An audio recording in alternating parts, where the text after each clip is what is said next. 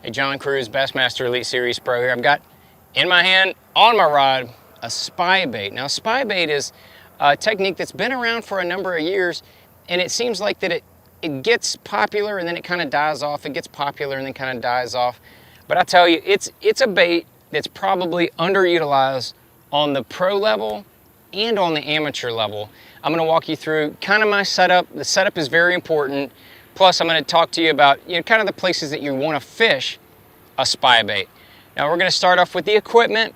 It's a spinning rod deal. It's a light line technique for sure.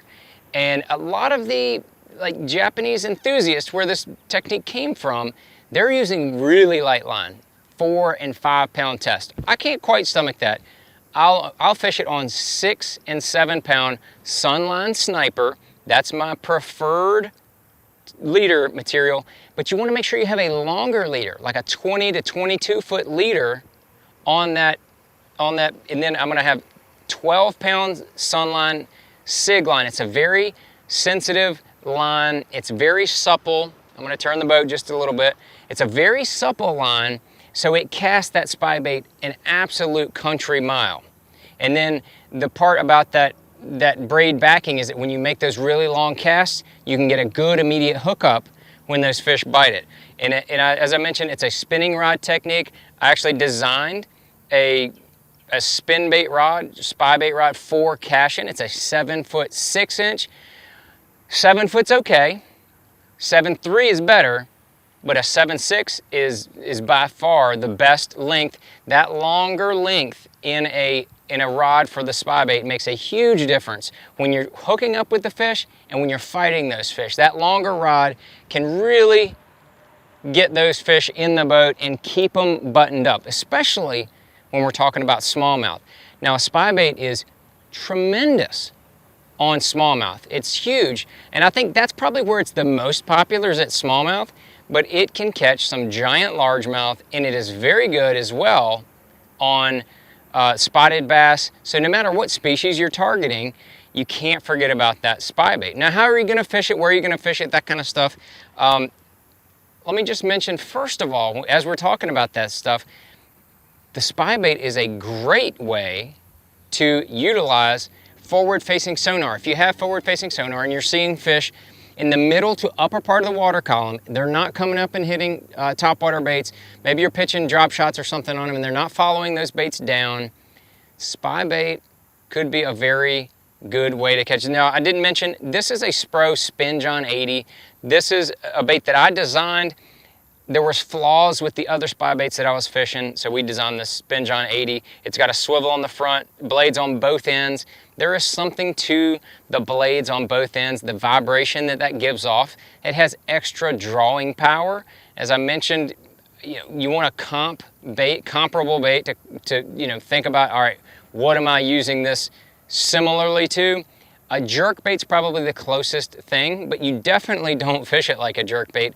It has that similar drawing power of a jerkbait, but it doesn't require all of the effort. You're going to be throwing this on spinning rod, as I mentioned, and going through that. But here, just to give you a little sample cast, I'm going to throw it out here kind of in the middle of this channel. There's a lot of bait fish and stuff out here. I'm going to let it sink for just a few seconds. Then I'm just going to slowly reel it. And as that bait is slowly being reeled, it rocks back and forth, just like this. It rocks back and forth, and those blades are going to be spinning front and back.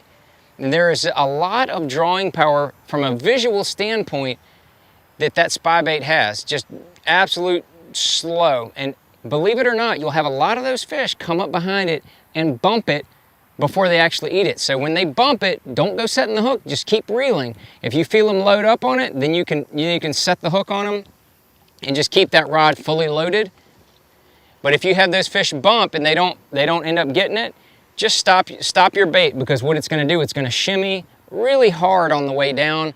I get a lot of fish following up that spy bait, will eat it on just a little quick pause, let that bait fall down a little bit more, and catching a lot of fish. I mentioned clear water. It is a great clear water technique because of all that drawing power of the bait rocking a little bit. So let's kind of talk a little bit about colors. Went through the technique, where you're fishing it. It's a clearer water technique for sure. Slightly stained water. I would say you want at least 2 to 4 feet of visibility. I'll tell you a quick story on myself. When the spy baits first kind of got popular, I thought it was kind of silly looking. I didn't think it would be any much of a trend. I bought one, went out there, water that was very stained, probably no more than 2 foot visibility. I threw a spy bait out there and I let it sink, and on my first cast, I'm not kidding you, first cast, I caught a 13-inch bass. It got almost all the way to the bottom and then it went pop. Looked like a worm bite. I said, I'm pretty sure I know what that was. I started reeling. Sure enough, I caught it.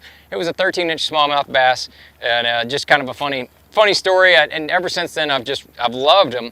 I've loved the spy baits and the spin bait, especially the Spin John 80. But as far as colors go, this is smoke purple. It's one of my favorite smallmouth colors. Smallmouth love purple, and they love subtle type colors like that. That's definitely one of my favorites. Probably my all-time favorite that works in the most water conditions is called Matte Shad. It's got this matted gloss finish. It's kind of purplish on the back, little bait fishy looking. That's probably my #1 all-around color. For spotted bass, there's a color it's called Herring Pink. Definitely a really good, it's got a little chrome insert, and it looks like a little baby blueback herring, in my opinion. I think that's one of my favorites up north.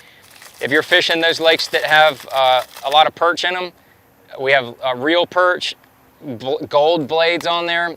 A lot of people understand that gold blade smallmouth connection. We continued that. And then if the water's got any kind of stain, or you're fishing low light, nasty shad, or what I have on here is cellmate.